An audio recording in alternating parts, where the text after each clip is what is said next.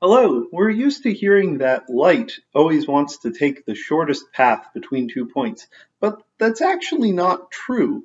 Light wants to take a critical point in the space of paths from one point to another. And we can see this, for instance, if we reflect light off of a mirror.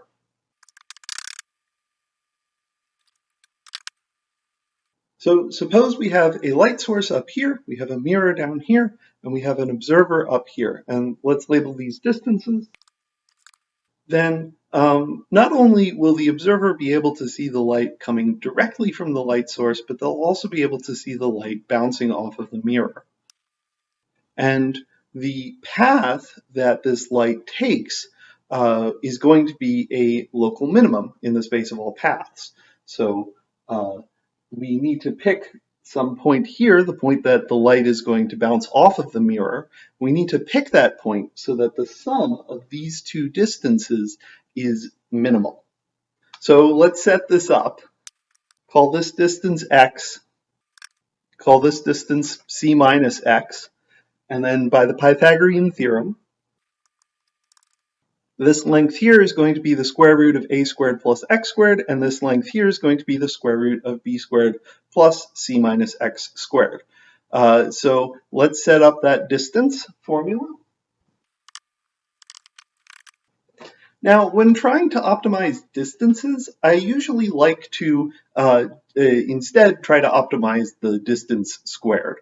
And normally, if the distance is just one square root from the Pythagorean theorem, this works out great. I don't have to take the derivative of a square root. But in this case, the distance is the sum of two square roots. It's going to be kind of gross to square it because we're going to get cross terms. We might as well just take the derivative of this, set it equal to 0, solve it to find the critical points. So let's do that. So we're doing the power chain rule here. The derivative of the square root of x is 1 over 2 times the square root of x, and so we're doing a chain rule thing, so we leave the inside alone, multiply by the derivative of the inside, which is going to become the numerator of this fraction. A is a constant. And again, we have another power chain rule problem over here. And again, we have to multiply by the derivative of the inside. B squared doesn't matter.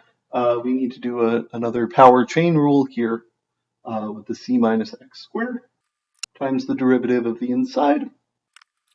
That looks really gross. How are we going to set it equal to 0 and solve? Well, let me show you how. First of all, we can cancel the 2's.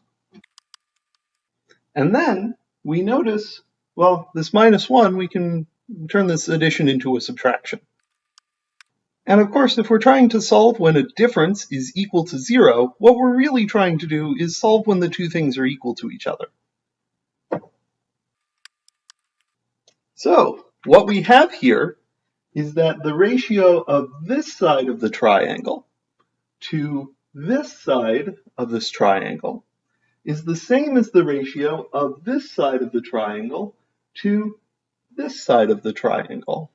In other words, if we call our two angles theta and phi, this left-hand side is cosine of theta, and this right-hand side is cosine of phi, from which we can conclude from bounds within which theta and phi reside that theta is equal to phi.